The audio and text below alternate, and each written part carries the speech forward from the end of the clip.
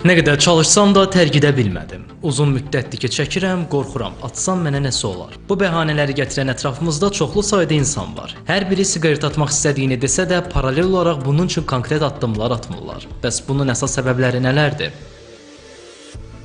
Siqaretdən qurtulmaq üçün insanın motivi olmalıdır. Motiv ən əsas insanı fəaliyyətə təhrik edən bir amildir. Motiv dəqiq olanda, insan nə istədiyini biləndə, İnsan bir günün içində həmin o asıllıqdan qurtula bilir. Təbii ki, bu fərq etməz.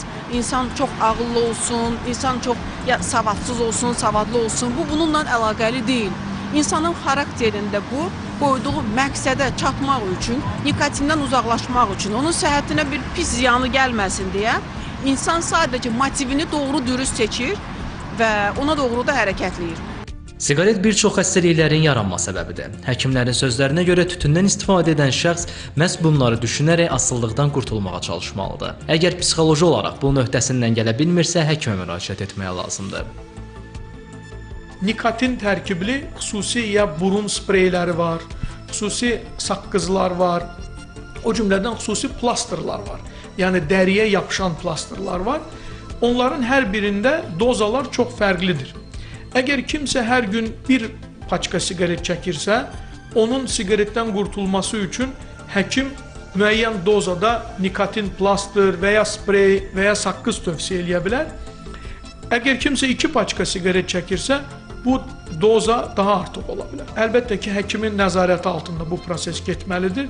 Hər bir halda siqaret atmaq üçün əsas olan iradədir. Məhz onun sayəsində bu zərərli vərdişdən mütəxəssis kömək olmadan belə qurtulmaq mümkündür. Şəhərdə apardığımız kiçik sorğu da bunu deməyə əsas verir. Siz siqaret çəkirsiniz? Xeyr, Bəs olub çəkmisiniz? bəli. Necə tərk etmisiniz bəs? Ümumiyyətlə iradə dözümlülüyü lazımdır. Bəs olub nə vaxtsa çəkmisiniz gənclikdə? Gənclikdə olub, hə. Necə tərk etmisiniz? Ziyanın olduğunu bilmişəm, onun üçün də tərk etmişəm. Çətin olub? Xeyr, iradəli insan üçün çətin deyil. Ancaq onun tərk etmə yolları olar ki, bir səbirlə, hövsələ ilə, dəyanətlə, yəni bu bəladan uzaq ola bilərlər, tərk edə bilərlər.